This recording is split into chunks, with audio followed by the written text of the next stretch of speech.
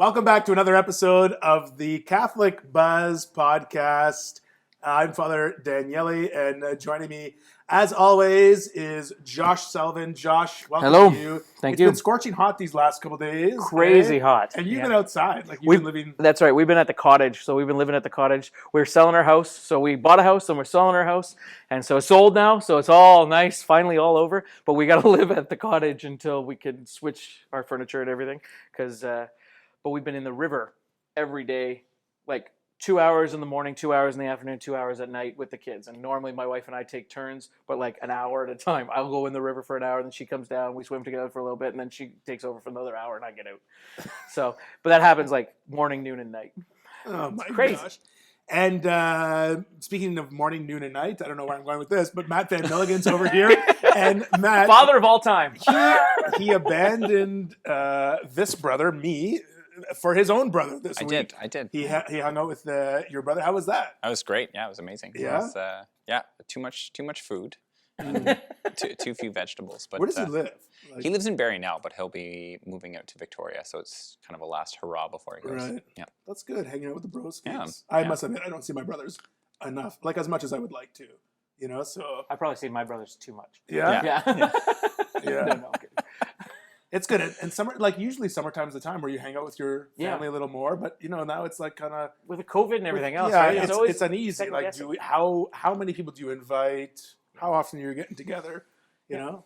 So, We've been discussing whether we go camping, so we always go in a big camping trip, and so everybody has a trailer or a tent or something, and there's 9 kids, there's 9 siblings, and so their spouses and their kids, and everybody joins us, and we have one big camping hurrah for about 2 weeks, and so we've been discussing whether that's happening or not this year, because that kind of beats the legal 10. Right? Yeah, because right now the limit is still 10, technically. which is really hard for you guys because you have big families. Yeah. Really is. Like your family breaks that rule or something. Yeah, Almost. Yeah. We haven't had a full family get together since the beginning. Yeah. I'm really excited. It's already episode 13. I don't know, Wow, unlucky number 13, I guess. But we are talking about an important topic today, and I think we don't talk about this enough. We're talking about end-of-life care. So there's lots of things that fall under there, under that topic. Excuse me. Right. Obviously, how we treat people at the end of their life, the care they get at the end of their life. Then, of course, medical assistance in dying is part of that.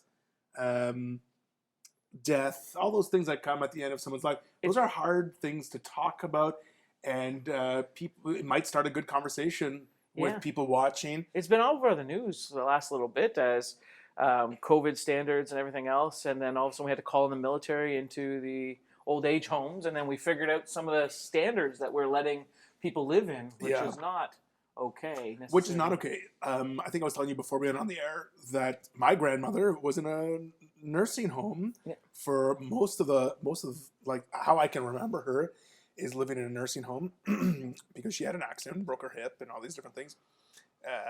So it frightens me to hear that news of how people are treated in the nursing homes, right? And you see those W5 episodes of like hidden cameras, and you see. But I think the announcement, what was it? What was the announcement that they said now is mandatory? It's mandatory to have air conditioning. Or Ford's like talking about making it mandatory to have air conditioning. In nursing homes. And I think to myself, my house doesn't have air conditioning. I have a nice colder basement. Not nice, but colder basement. And so normally what we do is we retire from the upstairs portion of things down into the basement during the heat of the day. Just to catch a break. Yeah. Just to be a little, and it's still like 22, 23, 24, 25, depending on how hot it is outside. So it's still hot enough, but it's cooler down there. But we don't have air conditioning. If you go upstairs, it's 32 upstairs, 33.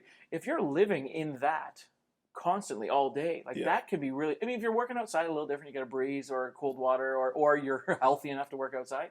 But imagine being stuck in a wheelchair or in a bed and just lying there in that heat. And oftentimes you go to nursing homes. I visit nursing homes a lot just in my ministry.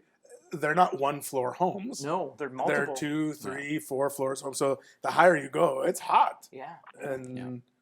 Yeah, I feel horrible thinking about some of the ways people live.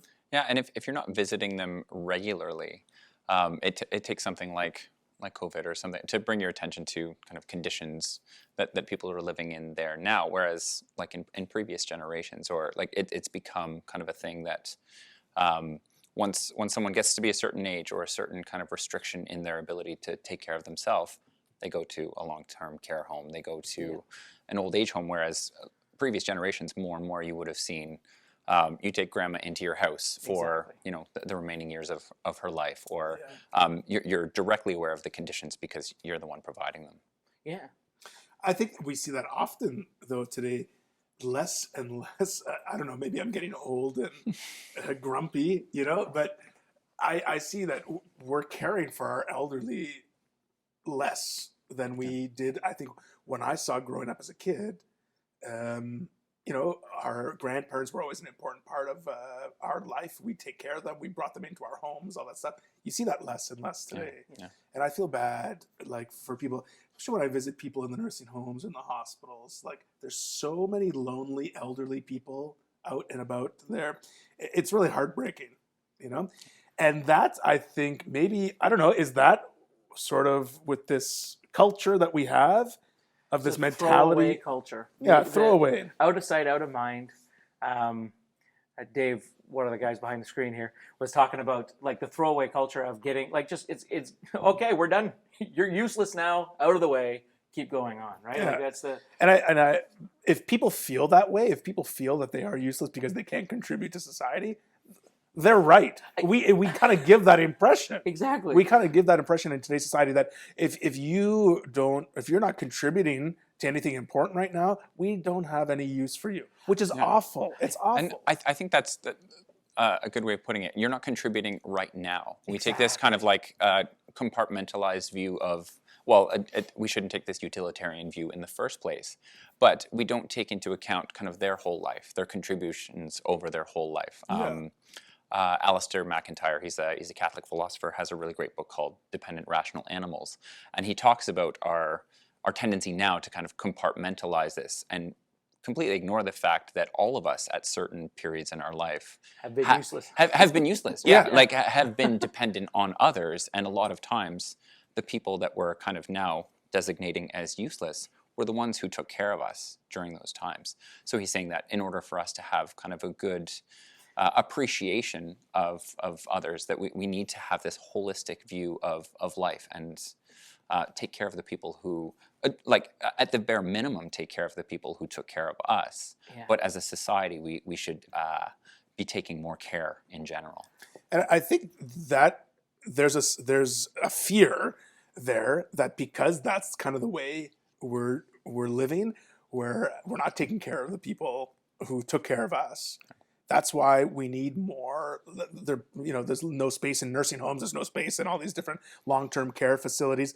But also, when the option for medical assistance in dying came forward in 2015 as legal in Canada, I would argue that more people saw it as an option because they had nothing else kind of going for them, right?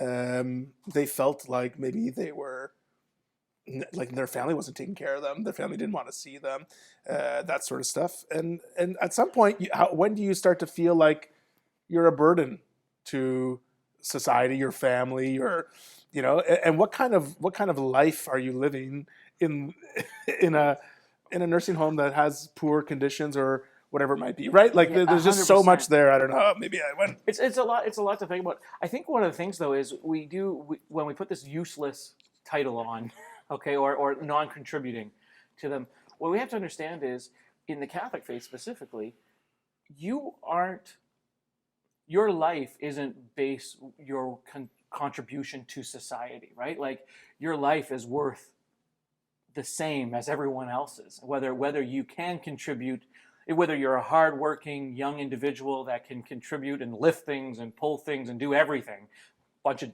PhDs or something, or whether you are just a regular jack that doesn't have a lot of skills, you're still worth the same amount to God. That's what I meant when I said we shouldn't adopt this kind of utilitarian attitude. Yeah. Like your value isn't directly tied to your usefulness to the people around you. Your value as a person is tied to the fact that you're made in the image and likeness of God. That's right. And I think that's a good kind of starting point, because a lot of times people, when we talked about kind of sharing your faith, people want to have the conversation. They want to start talking about MAiD, Yes. or they want to start talking about kind of end of life decisions. But that needs to be the acknowledged starting point. That's where we're coming from. You have We're to have not a cornerstone. You have exactly to have something to build on. Yeah. exactly. And maybe with less people understanding that, less people sort of practicing a faith, practicing the Christian faith, understanding that they were made in the image and likeness of God. At a certain point at the end of their life, when people are requesting things like MAiD, where do you even start trying to convince them that they're made in the image of in likeness of God, and they have a certain dignity? I mean, they're so far gone at that point. In the eyes of God, they're not so far gone. No. You know, God is still calling them, welcoming them back, sort of thing. But at the end of their life, when they're choosing something like that, and they're away from that understanding of being made in God's image. Realizing too that we use the word burden, not that you're a burden to someone, but by being reliant upon someone, maybe that is through the nursing home, or maybe that is like we had my grandmother come and live with the family at the farm for years. I can't even tell you how many years now. 7, 8, 9, 10, somewhere on there. She lived for a while, a long time, with dementia, Alzheimer's, and she didn't. By the end of it, she didn't speak. She didn't even know. About 2 years in, she hardly spoke after that, and so she was just a being that was there. But the love that the family had for her, because of who she was and everything, but also that you taught my younger siblings, no. She loved you. She wiped your bum. You wipe hers. That kind of thing. But also, just like the caring that you learn from loving someone else. I think we go through a cycle of being kids and being loved unconditionally by our parents, hopefully, but also like just being loved. So we don't have to do anything. We're just loved. Okay, great. And then we slowly grow into teenage years where we start to actually have other relationships, and you realize there's a little bit of a give and take to like a marriage where it's 50, not 50-50, 100 and 100. You know what I mean? Like you give 100 and you get 100 back, hopefully. And then you get to the point where after marriage you have kids, and kids, now you're giving 100% to a being that does nothing, like goos and gays and poops and pees. You know what I mean? There is so much growth in that. And I can tell I have 4 boys. My growth through that, and realize like I love these boys. I want to raise them properly. I got to do whatever I can for these people that God has given me in my life. Take that away and put that on those people that are in our lives that we love and care for, in the nursing home or in like those our grandparents or whatever the case may be. I learned so much taking care of my little kids that were useless in society. You know what I mean? That didn't contribute hardly at all. That same standard, though, I learned so much, I grew so much by them being reliant upon me, could still have the same effect by some of our grandparents that might still be just as reliant upon you. It takes pride sometimes for those grandparents that did everything for you to be able, and maybe they're just physically disabled, so to be able to put down their pride and have their bums wiped or be changed or not be able to shower by themselves. They're still all with it up here. Like how much pride does that take to get, you know what I mean? I couldn't imagine. I really got to hope, honestly, that I go quickly if I'm going to go, or maybe dementia, I just forget everything. Those are the two for me that I got to, you know? I think that's why, like, maybe I'm a big fan of hospice care. Yes. Right? And maybe that's why, because of what you're describing. Because when you have someone, part of your family, like when you said you and your grandmother, you welcome them into your house or your home. You care for them, no matter what sort of health they're in. And they're your family. So you're going to love them right to the end. You're making sacrifices. Yeah, You're doing what you need to. Yeah, and I find that you get that care. Yeah. In a hospice setting.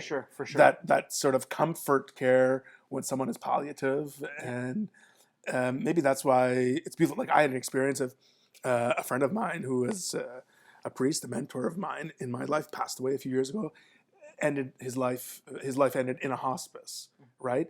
And just seeing the staff and the care that they give and the comfort they go to. These people are not human. just for the person who's dying. No, but for the family. The family. Exactly. And it's just such a beautiful experience where they're sort of guiding you through this process. And that's what it is.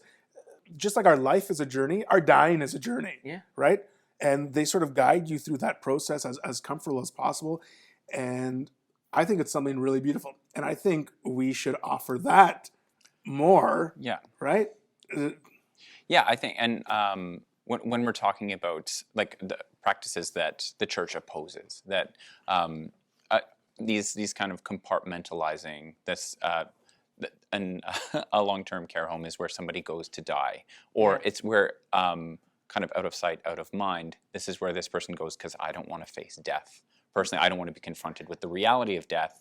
Culture of convenience, culture of comfort, all of those things that we've talked about before. That when you're in a hospice situation where the care is holistic, you want to include the family in these decisions, in these like discussions about this person was there for you when you weren't conscious enough to appreciate it. Yeah. We can give something back here. We can make them as comfortable as possible. We can recognize their dignity as a person, even though the focus too, especially in today's society, it takes the focus off me, and puts it on someone else. So you're actually able to like.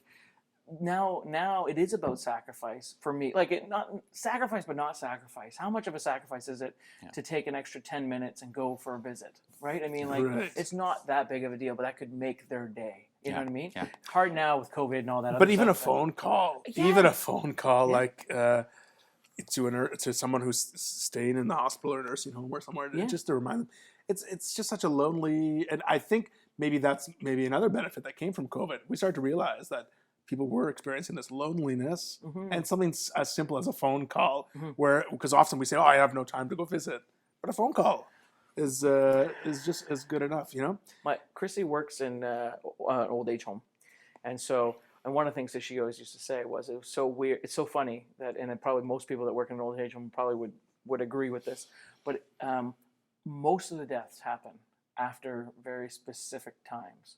Christmas. Then after Christmas vacation, there's a lot of deaths. After Easter, after Mother's Day, Father's Day, those times, there seems to be a lot more deaths in the old age home. Rooms seem to free up a lot more at that time. But it's a lot of times it's because people are holding on to see their family members that one last time. And then they let go. Like they know, well, I'm not going to wait around another year for that visit. Yeah. They just, but I think for them, they're able to let go a little. Okay, I saw my family. I was able to say goodbye. And then just kind of relax and let go a little bit. And then, so something to think about there too. I mean, if you're visiting them on a weekly basis, not that, but it would be a little different than. And it's easy to get caught up too in the day-to-day demands of life and say, well, I'm too busy. Like I have all this other stuff 100%. Going on, especially, young families. But when you really take that seriously, it's important to make time. Like I think about my grandfather right now. Yeah. That we went down last weekend to see him because we don't know how long it's going to be. Might go see him next weekend because this is the time. This is the chance that we have. And like for me, I lived with my grandparents for about 10 years. So it's not just kind of like this distant person that I know. This is someone who's had a considerable influence on my life.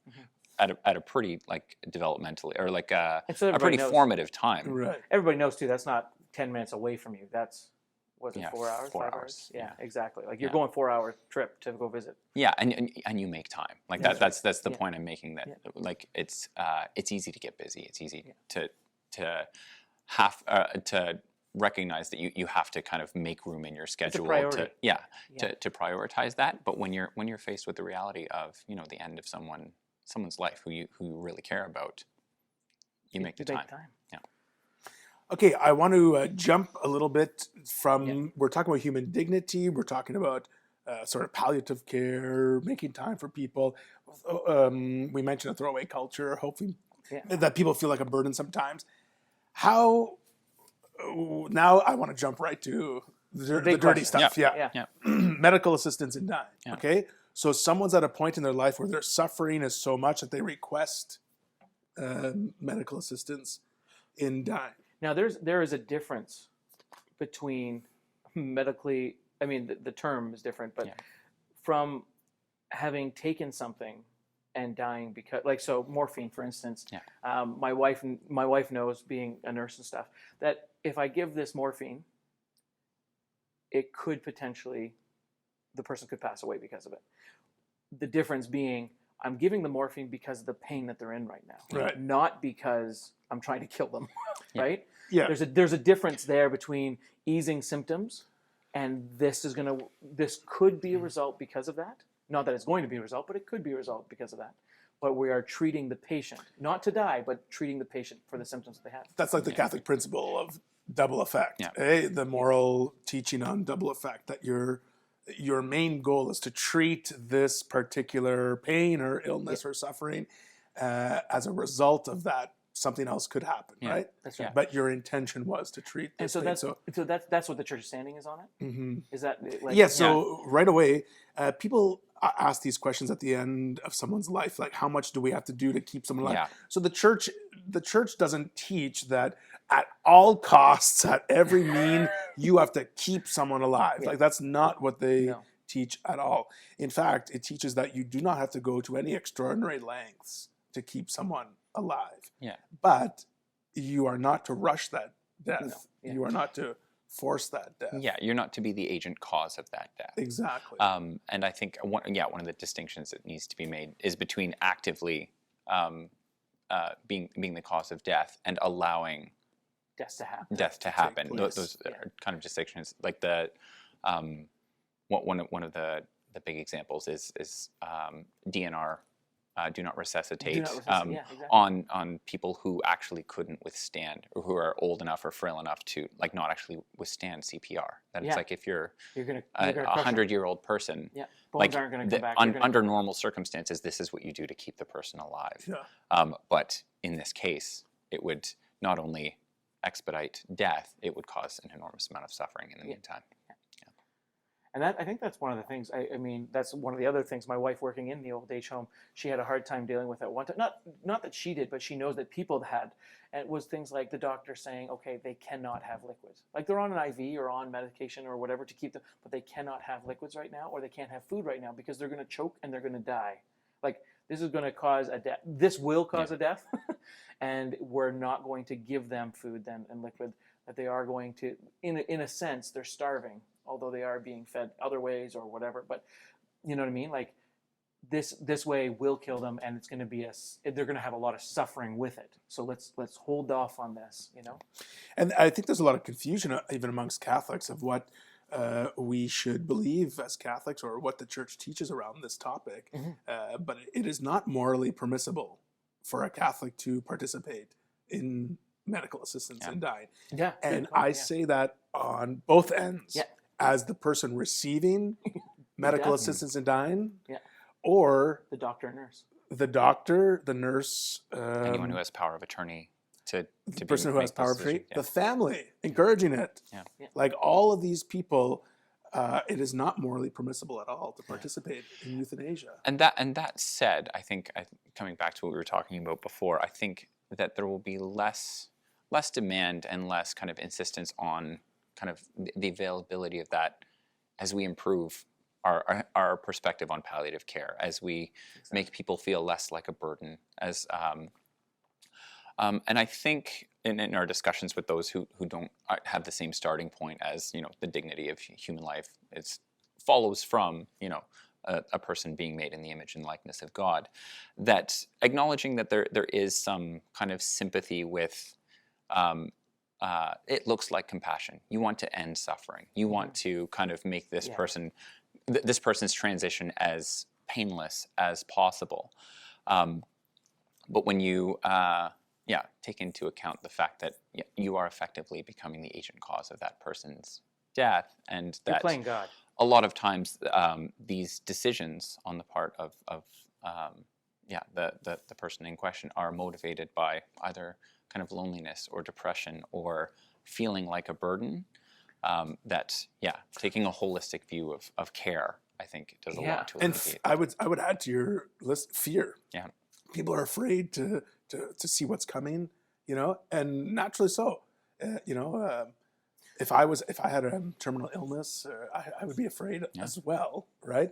And I think having people around you good staff at the care center, family, friends, whatever it might be, to be there to journey with you would make a huge difference, right? Yeah. So you're right. All those reasons why people would feel.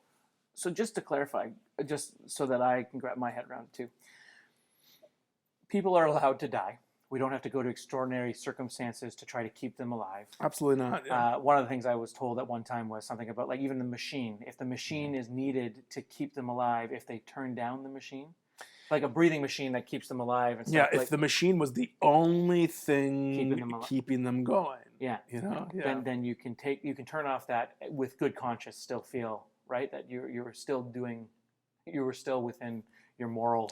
Yeah, there are complexities Yeah, there. yeah, for sure. Maybe you're right. Maybe it's not a general statement that we should make. Yeah. But so if the person was so here's the questions that I know are going to be asked. If the person's terminal, doctor says you got 6 months left to live. They're already ending life. Life is going to be dead in 6 months because that's what the doctor said.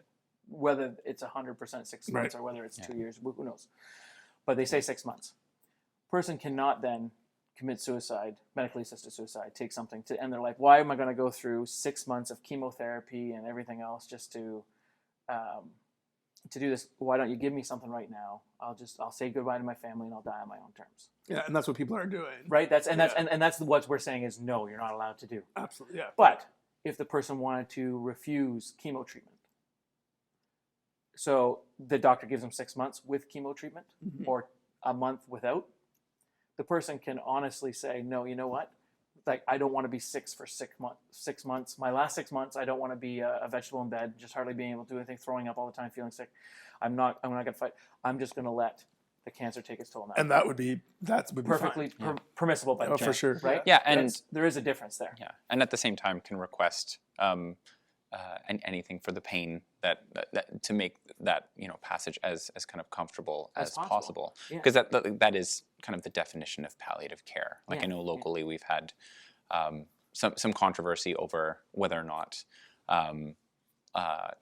palliative facilities should be required to, or like hospice facilities should be required to allow medically assisted dying.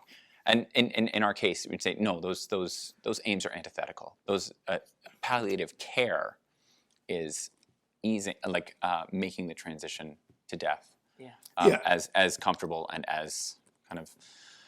It's making your care as comfortable as possible, so that someone can die well. Yeah, it's providing actual care with dignity. Right. Yeah. It's providing actual care. Yeah. To die. In someone who's dying, as opposed to, and I think you're right. There are two different things. A hospice, for example, who provides palliative care, should not have to offer medical assistance dying. And I think the argument is, well, it's legal, so you should offer it. Well, I mean, that's if we started to use that argument in other circumstances, we should be smoking marijuana at mass. I mean, that's it's legal. We should be able to do offer it, right? it. Like, you should offer it. Yeah. But I believe in North Bay, Ontario, that's a spicy topic right now, because there are people arguing the hospice here should offer medical assistance in dying. And I believe, if I'm correct, out of 146 hospices in Ontario, 142 do not offer medical assistance in dying. It goes against their mandate. Yeah, and for some reason this really blew up in North Bay. Yeah. About, and which was really surprising for me, who's from Sudbury, has lived as a priest in Sault Ste. Marie, and those hospices are beautiful places that offer such great care. Yeah. So is the one in North Bay. Yeah. But this medical assistance in dying fight in a hospice in North Bay, had never happened anywhere else I had been. Yeah. And now for it to be an issue here, it's really sad, because it's such a beautiful place. The hospice here is called Serenity Hospice, and it's aptly named because it is a place of serenity for people. I've journeyed with a family who passed away there at the hospice. The hospice staff in North Bay are beautiful. It's fantastic. Like, I can't say enough good things about them, and I think they deserve our support. 100%. Helping people die with dignity. I mean, can there be any more blessed path in life, right? I mean, to be able to do that, to help people walk that journey and their family and everything with the care, the love, and the respect that a human life deserves. Yeah. I mean, And I think helping people die with dignity, Yeah. like in the truest sense, because people Yeah, say yeah. dying with dignity In the is medical- letting them commit suicide. Exactly. Yeah. But to let people die with dignity, we also have to let people live with dignity as well. Exactly. And so that's, I think, what we've been trying to say, that it all matters. How we treat people, how we let people understand their own existence here. It all matters. Yeah. And we should treat all people with dignity from day one till the day we're called home to meet our God. We kind of touched on lots of stuff here today. That's and a deep one. yeah, it was a great conversation. We should be having these conversations because I think we don't have them at all, but Until it's too late. these are important understandings of our Catholic faith, but also of just personhood, of our fellow human beings. And so it's good to have these conversations. So thanks for talking about this stuff. And I'm sure there's going to be comments, questions, hate mail, love mail from some of the comments we said today. But that's great because it's a conversation. We're talking about it. And we're trying to offer the Catholic perspective on some of these issues, right? So last couple weeks, we've been offering a challenge to people. I think maybe the challenge this week for people, if you're watching, is to make time for someone in your life, especially if they're in the long-term care facility or palliative care. Write them a letter, make a phone call. If you can, with these circumstances, visit them, make a FaceTime, whatever it might be. Make time for someone and show them that you love them and help them feel the dignity that we all have as people created by God. So that's your challenge this week, okay? And if you have any questions, comments, concerns, you can email us at thecatholicbuzzpodcast@gmail.com. For Josh Sullivan and Matt Van Milligan, I'm Father Daniele. We'll see you next time on The Catholic Buzz.